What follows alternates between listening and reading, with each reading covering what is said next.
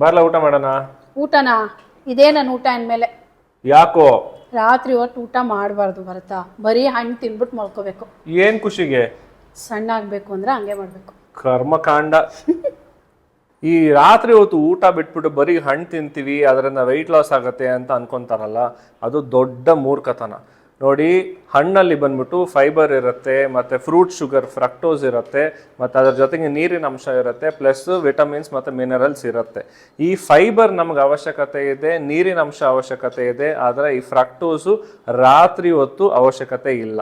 So ಬೇಕಾದರೆ ಬೇಗ ಊಟ ಮಾಡಿ, ಆದರೆ ರಾತ್ರಿ ಹೊತ್ತು ಬ್ಯಾಲೆನ್ಸ್ಡ್ ಡಯಟನ್ನು ತಿನ್ನಿ, ಬರೀ ಹಣ್ಣು ತಿಂದು ಮಲಗಬಾರ್ದು. ಸೊ ಅದರಲ್ಲಿರೋ ಫ್ರಕ್ಟೋಸ್ ಬಂದ್ಬಿಟ್ಟು ನಿಮ್ಮ ಲಿವರ್ ಮೇಲೆ ಜಾಸ್ತಿ ಸ್ಟ್ರೆಸ್ ಹಾಕುತ್ತೆ, ಹಾಗೂ ಆ ಗ್ಲೂಕೋಸ್ ಬಂದ್ಬಿಟ್ಟು ಇನ್ಸುಲಿನ್ ಸ್ಪೈಕನ್ನು ಮಾಡುತ್ತೆ. ಅದರಿಂದ ಕಾರ್ಟಿಸಾಲ್ ಹಾರ್ಮೋನ್ ಅಂದರೆ ಸ್ಟ್ರೆಸ್ ಹಾರ್ಮೋನು ರಿಲೀಸ್ ಆಗುತ್ತೆ. ಸೊ ಅದರಿಂದ ನಿಮಗೆ ನಿದ್ದೆ ಬರೋದಿಲ್ಲ, ಮತ್ತು ಫ್ಯಾಟ್ ಬರ್ನಿಂಗ್ ಪ್ರಾಸೆಸ್ ಬಂದ್ಬಿಟ್ಟು ಸ್ಟಾಪ್ ಆಗುತ್ತೆ. ಸೊ ವೆಯ್ಟ್ ಲಾಸ್ ಅಲ್ಲ, ನೀವು ಇನ್ನೂ ವೆಯ್ಟ್ ಪುಟ್ ಆನ್ ಆಗ್ತೀರಾ ರಾತ್ರಿ ಹೊತ್ತು ಹಣ್ಣು ತಿಂದರೆ.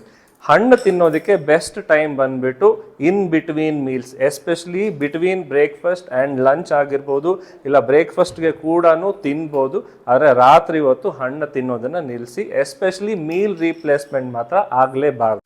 ಫ್ಯಾಟ್ ಬರ್ನ್ ಆಗೋದಕ್ಕೆ ಯಾವತ್ತೂ ಇನ್ಸುಲಿನ್ ಕಡಿಮೆ ಇರಬೇಕು. ಸೊ ಶುಗರ್ ಸ್ಪೈಕನ್ನು ನೀವು ಪ್ರಿವೆಂಟ್ ಮಾಡಿದ್ರೇ ಇನ್ಸುಲಿನ್ ಕಡಿಮೆ ಆಗುತ್ತೆ. ಸೊ ಅದಕ್ಕೆ ಬ್ಯಾಲೆನ್ಸ್ಡ್ ಡಯಟನ್ನು ಅಡಾಪ್ಟ್ ಮಾಡಿ. ಸೊ ಈ ಮೀಲ್ ರೀಪ್ಲೇಸ್ಮೆಂಟ್ಗಳೆಲ್ಲ ಮಾಡೋಕ್ಕೆ ಹೋಗ್ಬೇಕು. ವೆಯ್ಟ್ ಲಾಸ್ ಮಾಡಬೇಕು ಅಂದ್ಬಿಟ್ಟು ಸಿಕ್ಕಿದ್ನೆಲ್ಲ ಫಾಲೋ ಮಾಡಬೇಡಿ. ಸೈನ್ಸ್ ಏನು ಹೇಳುತ್ತೆ ಅಂತ ತಿಳ್ಕೊಂಡು ಆಮೇಲೆ ಫಾಲೋ ಮಾಡಿ.